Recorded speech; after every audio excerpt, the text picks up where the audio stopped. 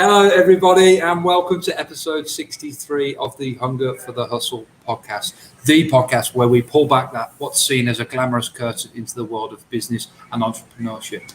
My guest today, Shelley St. John, is joining me live from Denver.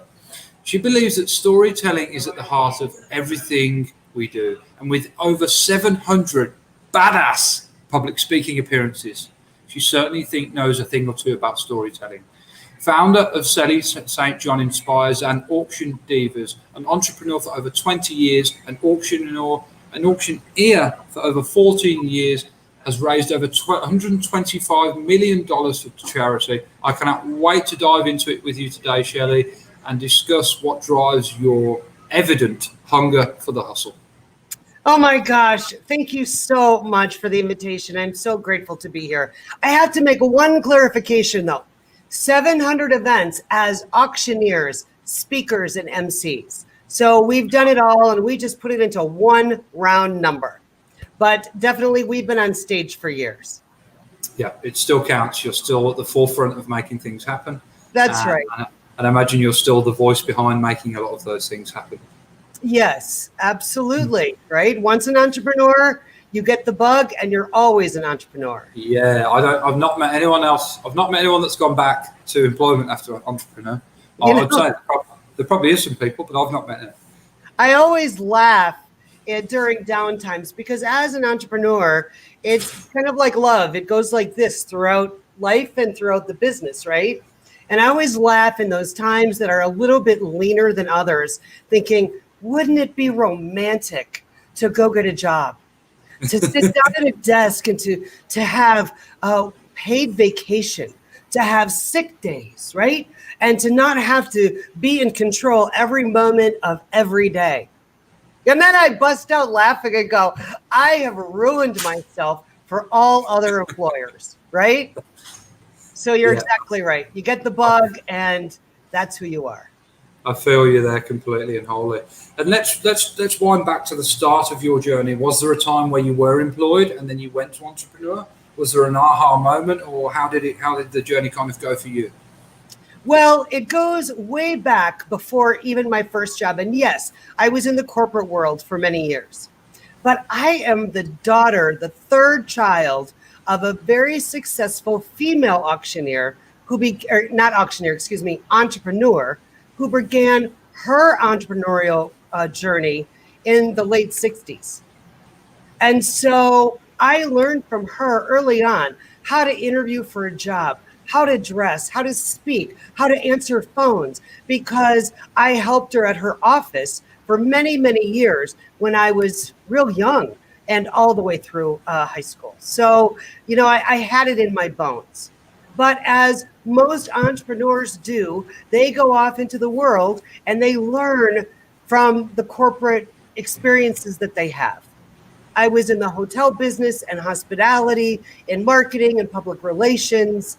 I was transferred from Minnesota to Arizona. That's when I met the man that I would marry. Then we transferred all over to Texas and Michigan and finally landed here in Colorado. So it's been a journey all the way through. Now, I started my first company, which was a marketing firm in 1992, based out of Austin, Texas. And I was doing the side hustle, right? Because I still had a full-time job in the corporate world, but I knew in my bones that I wanted to do marketing, and I wanted to do marketing for that section of the business world that couldn't afford the advertising rates like a Coca-Cola or a Kaiser Permanente, but for that small to medium-sized business that deserved the same quality marketing at a rate that they could afford. Does that make sense? It makes perfect sense to me, and I'm sure there was a huge market for that.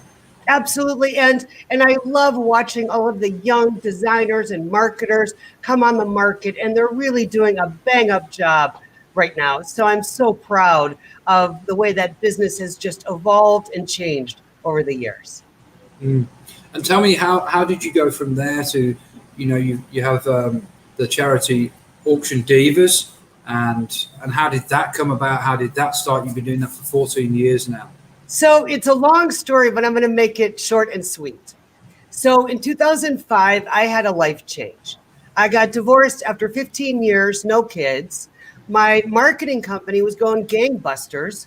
We had a first floor storefront office in a very trendy part of Denver, downtown. I had a staff of 5, and we were doing really good business. Now, 3 of our main clients were real estate clients. One was commercial real estate, one was residential real estate, and one was investment real estate. And one day I'm sitting at my desk and I'm looking out the window, and this big, tall building is going up. And I thought to myself, wow, these real estate clients are paying us good money. We're doing good work for them. How do I get into the real estate business?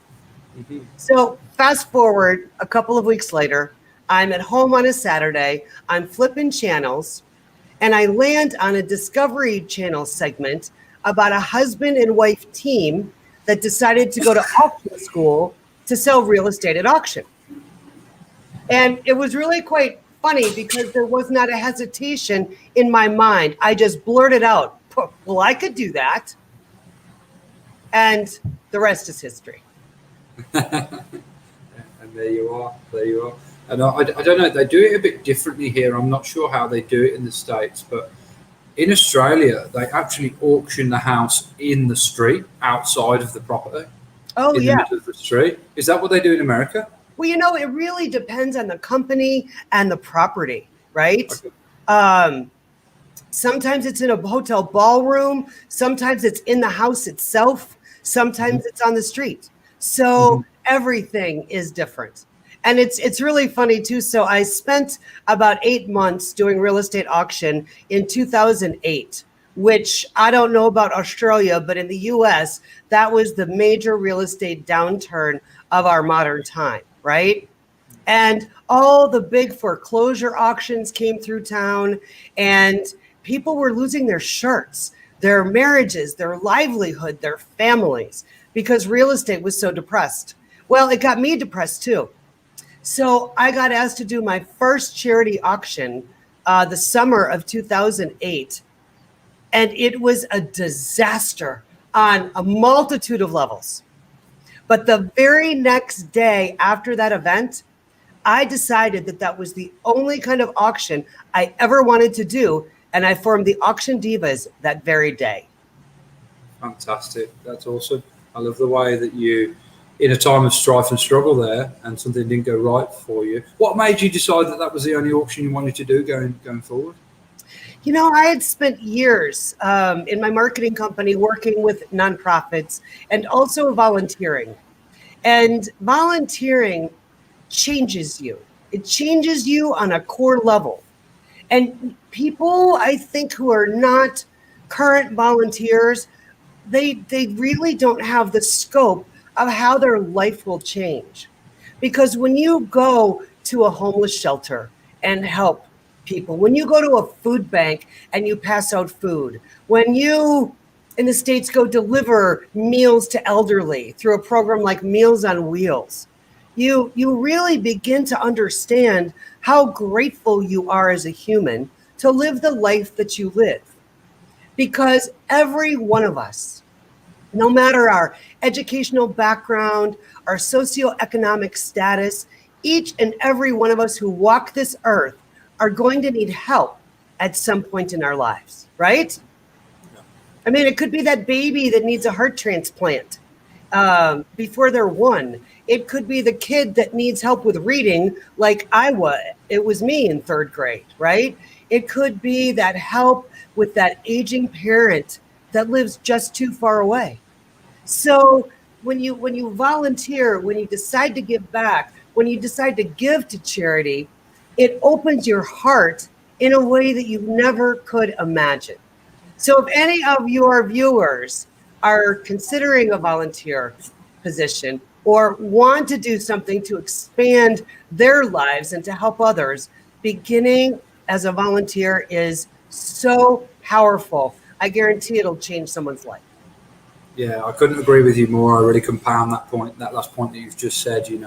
If you're looking, the gift of giving is just of course, you're giving to a cause, and it doesn't have to be. A lot of people think of giving, of charity, of donations. It has to be something financial. It really doesn't. It can just be your time, your effort, your energy, even just some of these services are just you offer to speak, your time down the phone to speak to someone who's perhaps a little bit lonely. I know the Samaritans do a great service here in Australia where you just go and check in on elderly people and maybe do odd jobs for them, like changing light bulbs, putting shelves up and things like that. So it doesn't always have to be a financial thing, but giving in any sense, it can just be giving help or advice on your experience that you have.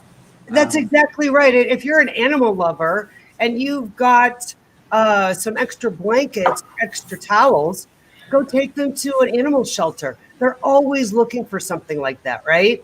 And thank you that you will get when you walk in with a box of sheets or towels for those animals, the smiles and the appreciation. You go, wow, I want to do this again. It was better than going to the store and buying something for myself, right? Yeah, absolutely. Yeah, you get a lot more back from it than just going out and there and treating yourself. And look, frankly, the world needs it right now. The world needs people who are willing to help right now, who are willing to help, with their voice if they have a message of strength, a message of courage. The world really needs, warriors, not warriors right now. And I think that's well worth remembering.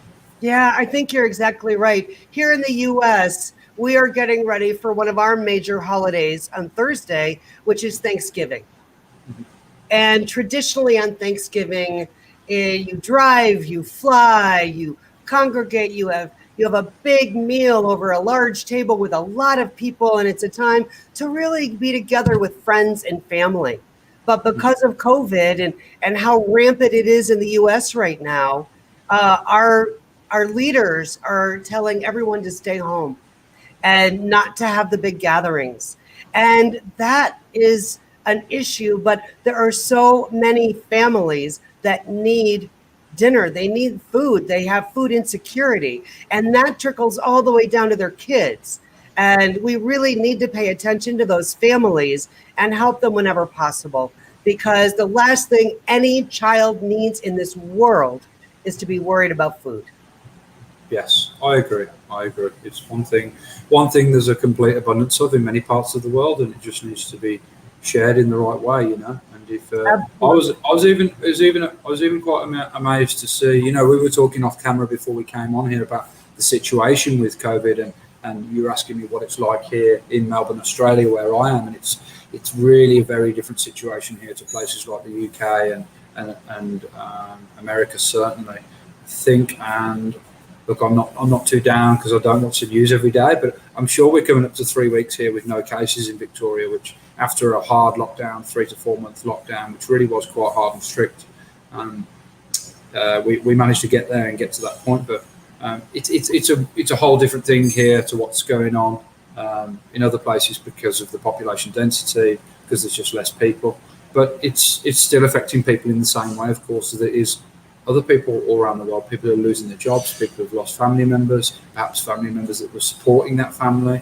There's a lot of fallout effects from it that you don't always see on the face of it. And I was quite shocked to see that, there's people gathering in large lines at food banks all around Melbourne. So there's people all around the world, not just in these countries that we see are really drastically affected with these huge, crazy numbers. Even in the other countries with smaller population densities, the problems are, of course, the same. Yeah, absolutely. And you think of celebrities like Tyler Perry. He did a food giveaway or food drive, I think, on Saturday, and it was supposed to be open from 8 a.m. to 5 p.m. They ran out of food in 2 hours, and they had enough food to feed 5,000 families. Wow. In 2 hours. It's amazing how this pandemic has changed our world. And I know I'm a little bit woo-woo, but I really hope that the things and the nuggets of goodness that come out of this is that we're a kinder society, that we are a smarter society, and that we as a society decide to care, right? And then act on that caring.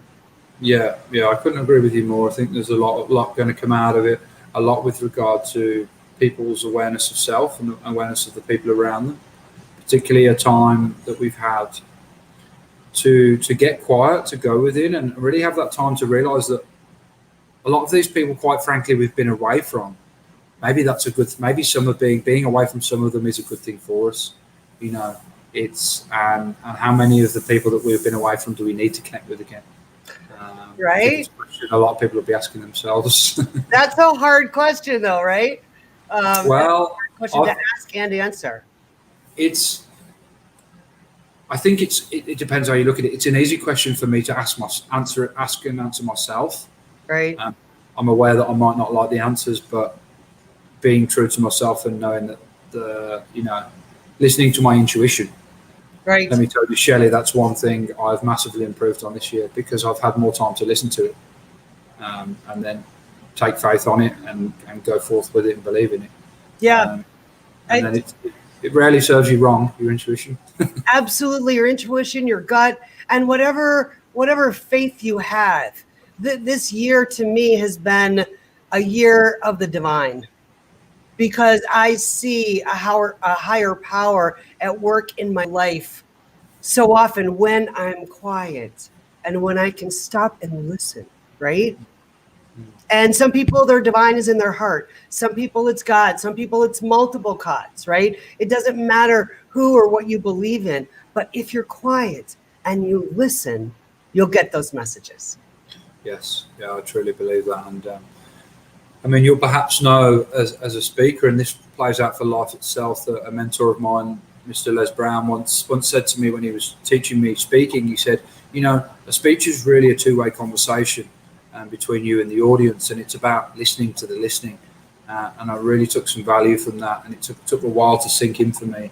And that's really what speaking is. You know, it's a conversation between two people listening to the listening. But I also think that can play out between you and yourself sometimes, and actually listening to the listening of your own thoughts instead of just, you know, it's easy to get swept away with them in the demands of a busy life. But the point I'm really trying to make is that this quiet time has been a time to not only listen to the without, but the within, and really deep down on what is you saying to you, and are you listening to that, and how are you acting in accordance to what you are saying to you.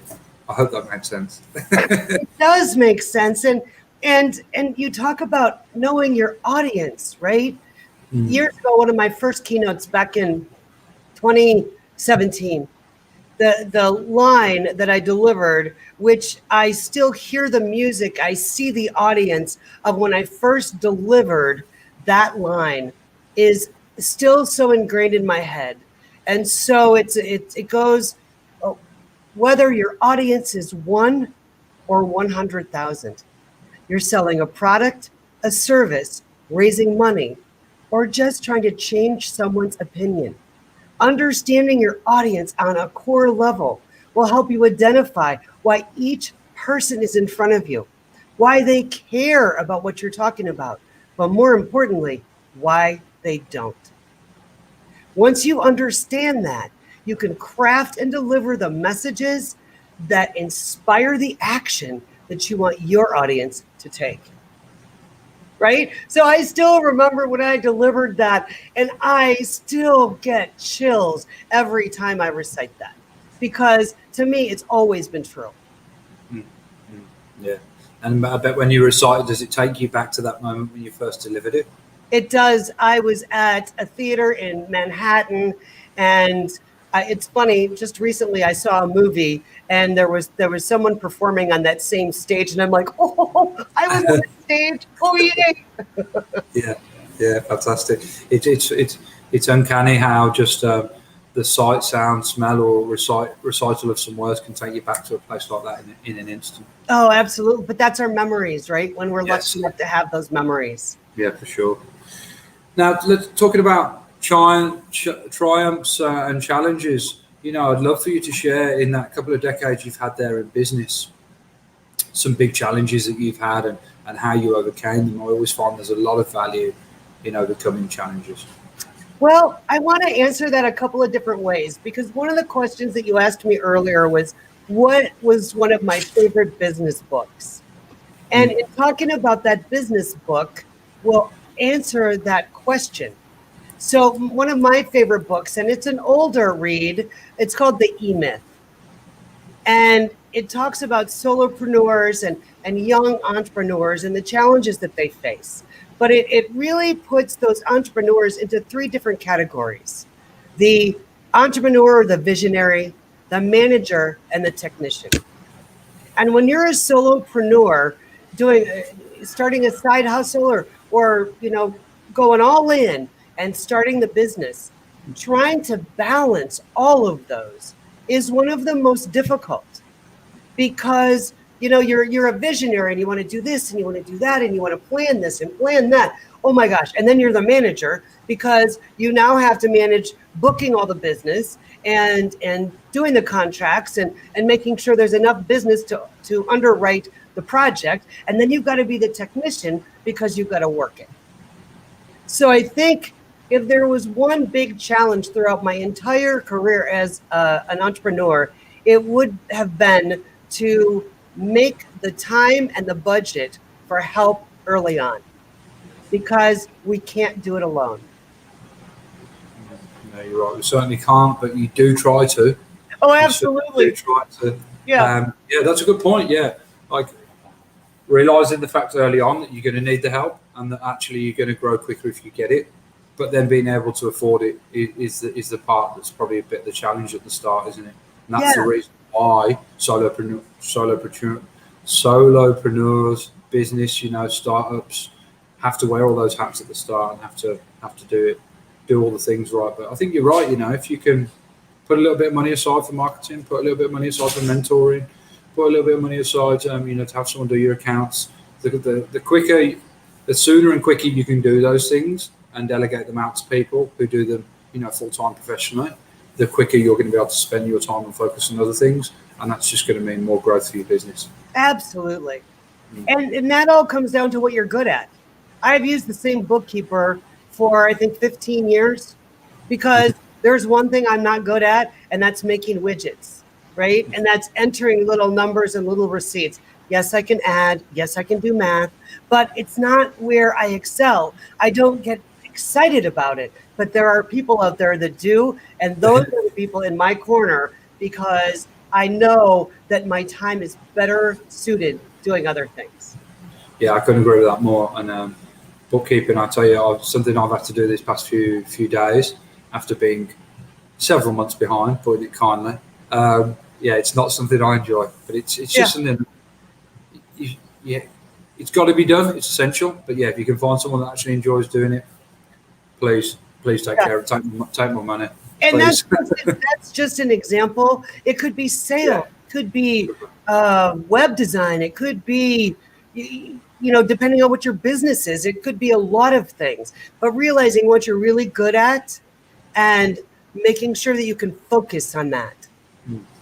Yeah, I think that's a really good point and really important that, a business takes a lot of different people, a lot of different skills to get going and then to continue going and then to even grow. But it's important that everyone kind of stays in their lane. And when I say that, I don't mean stay closed-minded, obviously stay open-minded, but just hone your craft, and you're going to get better and better and better at your crafts. Then you can ask more in the monetary value for your craft. It works for everyone. I think better more if everyone stays to sticking what they're good at and just getting better at it, rather than trying to do 110 things at once and not quite getting any of them done with full gravity and focus that they deserve. You have that point dialed, my friend. Now let's talk about some triumphs and some wins, some really big moments that stuck out for you being an entrepreneur. Those moments that just, you cherish forever. It's really interesting. As an auctioneer, I get asked all the time, what was your favorite event?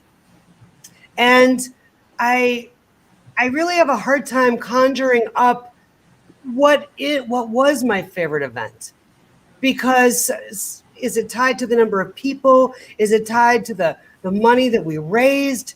Right? It's hard because there are so many wins. I'll tell you, recently, one of the most amazing experiences is, unfortunately, a close friend of mine died a year ago at the end of September. through domestic violence. And Sorry.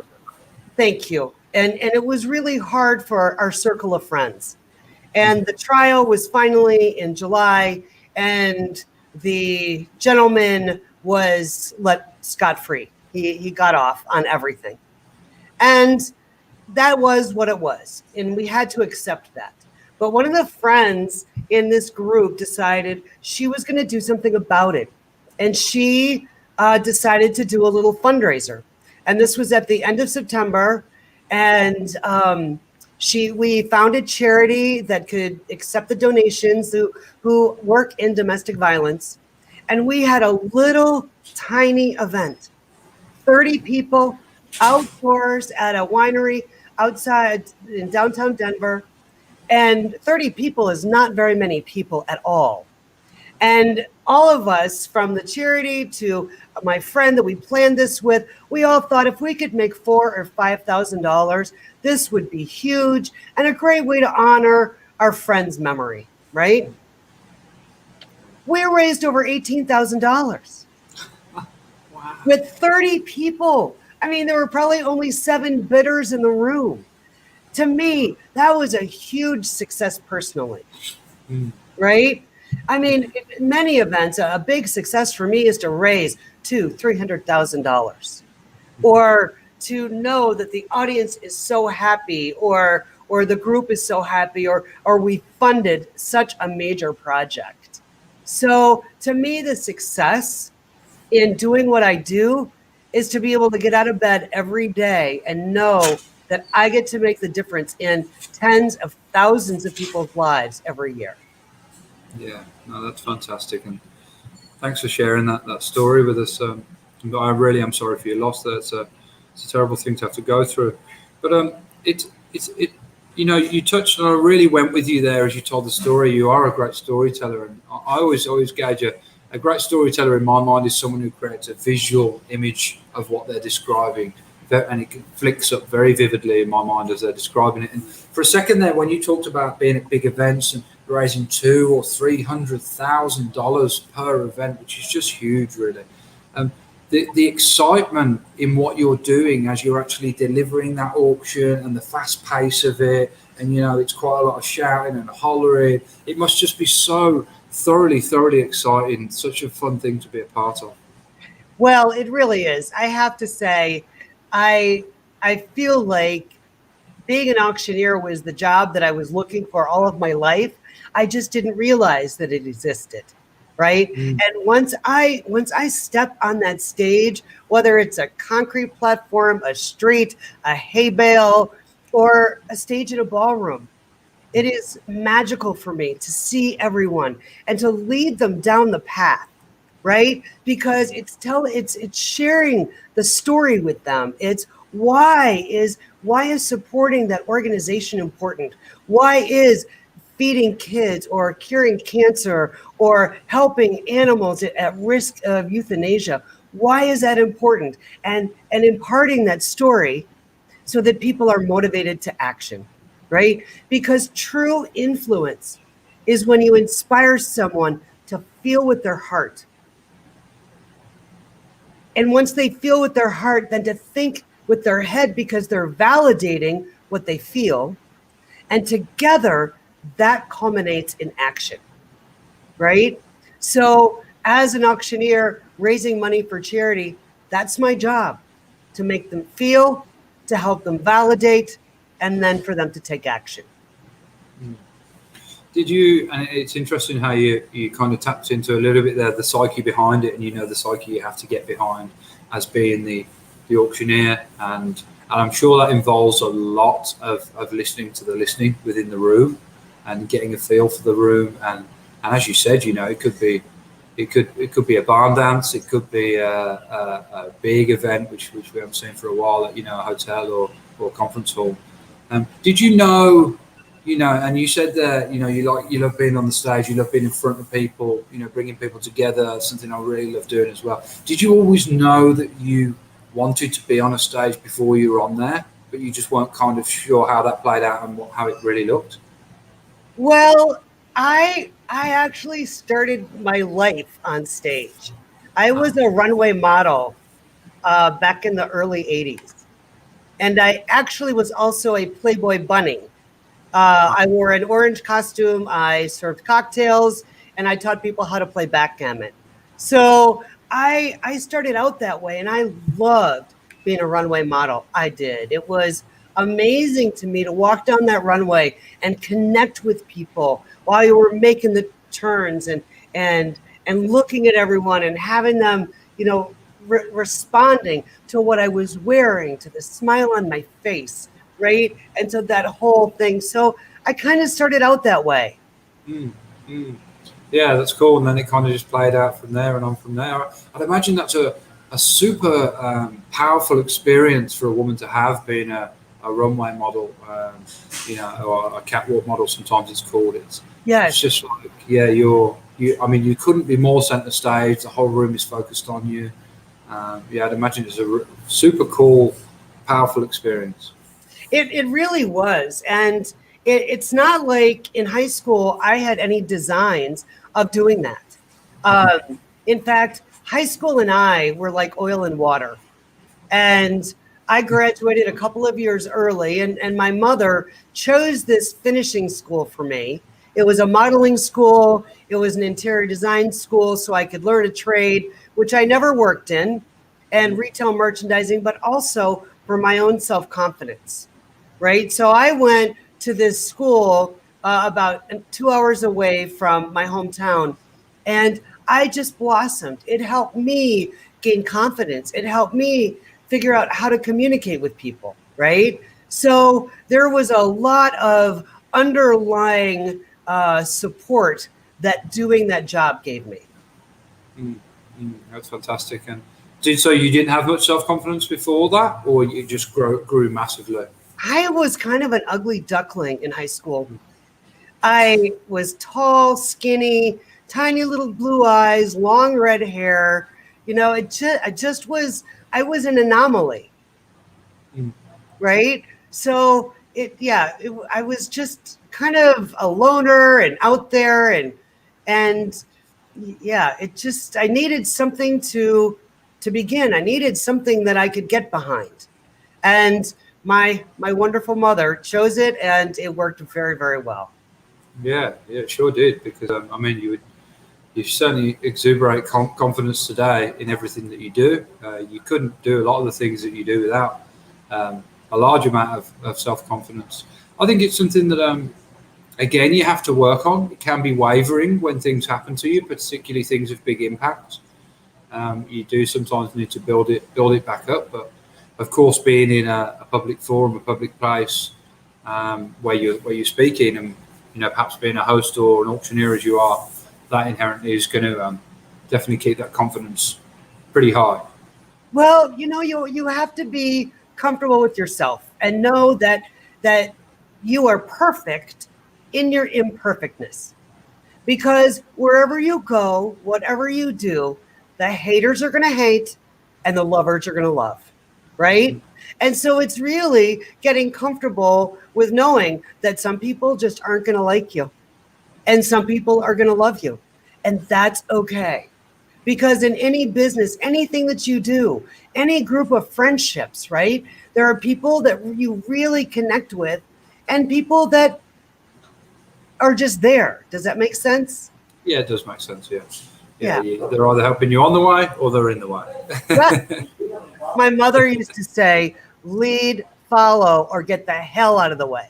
Yeah. Hey, I just want to touch on it, and it's fine if it's not something you want to discuss, but I've never had a Playboy bunny on the show before. I don't know if I will ever have one again. I'd love to know, like, how did that come around, and what was it like? Did you go to the mansion? So it's actually kind of a funny story. So I just finished the school that I told you about, the finishing school, and I was probably 18 or 19, and I was interviewing for jobs. So here's me in my big heels and my portfolio walking around downtown Minneapolis. And this photographer that I worked with quite a bit, he had called me and said, hey, Shell, they're interviewing for these Playboy bunnies, at the resort. then the resort in Lake Geneva, Wisconsin. You should go try out. And I said, oh my God, my father, who was a born again Christian, would kill me. I'm not doing it, right? So here I am. I interviewed for a receptionist job. I've got my portfolio in tow, and my roommate is going to pick me up at this pre-designed hotel. I just had to call her and tell her when I was ready, right? So here I am. I walk into the hotel. I walk up to the front desk, and I didn't even have to open my mouth. And the front desk clerk said, down the hall and to the left. And I thought, oh my God, he knows I was looking for the phone bank, because then we didn't have cell phones, right? Right. We had to go to the phones on the wall.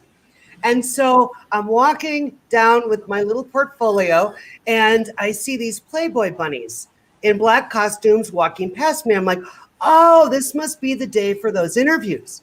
And before I ever got to the phones, someone pulled the portfolio out of my hand, gave me a card, told me to get in line, and I'm walking a catwalk over the pool area at this hotel. And, cocky me, I get off the runway, they give me my portfolio back, and this woman looks at me with her half glasses and looks up at me and says, we'll let you know if we're interested. And I said, I just interviewed with a law firm. If you want me, you need to call me by 7:30 tomorrow morning. Talk about being a little bit overconfident. Well, they called me at 6 a.m. And they said, we want you. We're going to pair you with someone else. And you're going to come to the resort in Lake Geneva, Wisconsin. You're going to be a cocktail waitress. You're going to wear an orange costume. And do you play any games? I said, I'm really good at backgammon. Great. We're going to put you in the game room. And you're going to play backgammon with kids and adults and everybody. Brilliant. So that's how it all began. That's what a fantastic story. I'm really glad I asked. Yeah, funny. Now let's talk about the word hustle. The hunger for the hustle is the title of this podcast. I saw your eyes light up because I know we talked about this off camera. Hustle is a big thing for you. I know there's a word that you closely connect it with. I would love for you to give me kind of your definition of hustle and what's driven your hunger for it over the years. So the word hustle, 20 years ago, 30 years ago, 40 years ago, was really connected with those pool hustlers and maybe not as above board type individuals that were hustling for the money. But they knew what they wanted, they knew how to get it, and they went after it, right? And so while it started out as a word that might have been associated with a negative behavior, in today's environment, we have to hustle because there are so many things going on in everyone's life that we got to get after it and get it done so that we can relax and live the rest of our lives, right? And so the word hustle really compares with the class that I've just released called Auction Fundraising Growth Strategy Hacks. And the word hack in the same time frame used to be thought of as a negative. Oh, it's a hack, it's a shortcut. Somebody doesn't want to put in the work. And I think there could be nothing farther from the truth today because we all want to get into whatever we're doing. We want to get it done and we want to get on to the other parts of our lives. And to learn from others how to do it easier, how to do it better, and maybe more effectively in a hack, I think it couldn't be anything but positive. I couldn't agree more. And what a great way to answer that question. Yeah, you're so right. It's a term that's it has been. You could say it was used by people that were, it's particularly a term that's associated with things that are maybe a bit criminal, or certainly a bit more off center. Maybe not. What's the best way to put this? Perfectly legitimate ways of earning cash. But yeah. I think that's really, and it probably is still attached. That word is probably still attached to some of them things to some people. But yeah, that attitude is changing. People are realizing now that every day is a hustle, every day is a grind. Particularly if you're doing your own thing, if you're trying to generate your own cash in this world, and not just rely on going to one set place of work and trading your time for someone else's money. Absolutely. And in the world of wealth, And I've read this by at least 4 or 5 authors. To really build wealth in your life, you need 4 sources of income, right? Even if you're working a full-time job, you still need another 3 sources of income. If you're an entrepreneur, you need more than one focus or hustle, right? Because you have to have multiple sources, because you never know when the next pandemic is going to hit, right? That's absolutely right. And that's one thing that people might have learned this year, and hopefully they've got some extra income streams, some extra side hustles, some extra whatever word you want to attach to them that bring you a bit more cash in from separate income or Right. source. Now, let's talk about some of your goals, dreams, and aspirations going forward. I'm sure there's lots being planned for Auction Divas, and I would love to hear about that. So the pandemic hit auctioneers like me pretty hard, right? I had an amazing calendar planned for the year, and knew that I was going to pick up another X number of events before the end of the year, and it was going to be fantastic. And I remember that fateful day at the end of March, and I lost something like $89,000 in a 72-hour period, because all of my events either canceled or rescheduled to post-pandemic, right? And so you think, oh my God, what am I going to do? How am I going to live? How's it going to work? What in the world? Well, for me, I've lost friends through COVID, and that's not fun. I have lost friendships because I haven't been able to connect with people. But the good things that have come out of that for me, going back to one of your points, Jake, about self-reflection, was to take a little minute to figure out what I do want. And if I had a choice, and if the world was my oyster, what would I do? So I got to take 6 months and document everything I've learned in marketing and fundraising as an auctioneer as it relates to organizations raising money for their cause. So to me, that was so amazing. And so I released the course, Auction Fundraising Growth Strategy Hacks. It is a 6-week course. There are 6 modules. There are 30 hacks, and it's digestible. It's chunkable. The longest lesson is not only 12 minutes, right?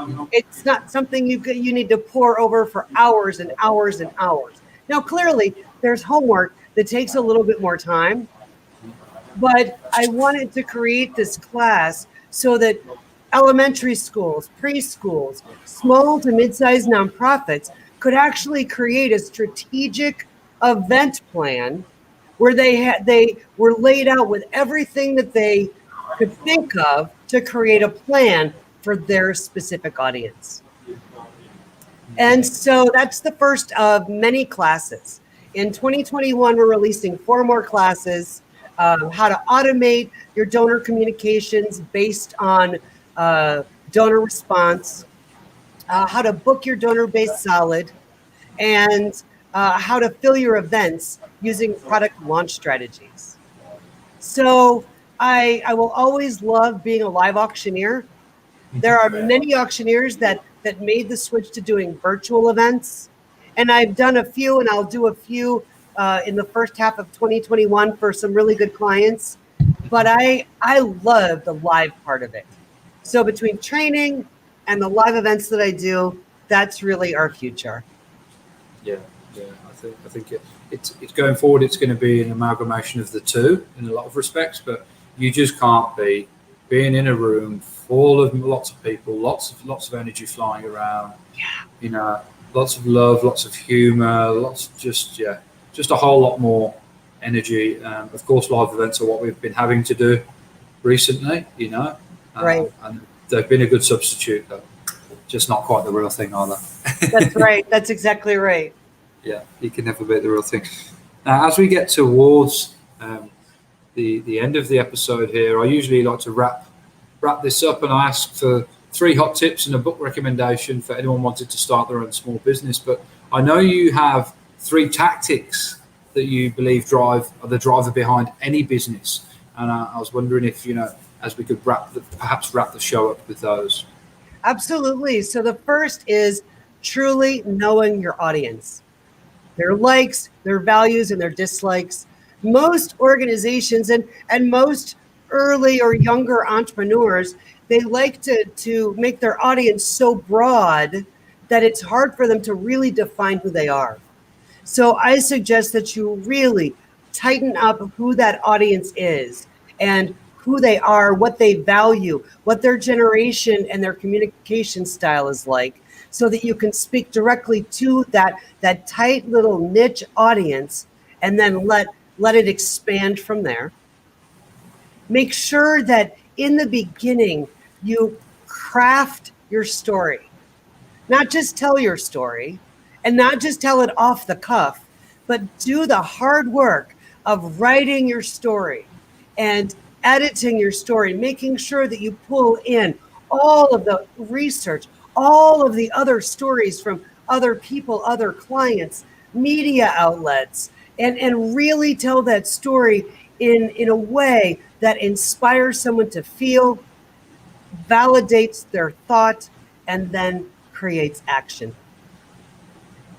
And third is just to get out and go do it. Don't let anything hold you behind.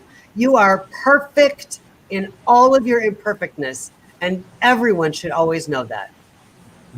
Yes, I think that's a great way to put it. You are perfect in all of your imperfectness. Yes. I think that's a lovely sentiment to finish the show with.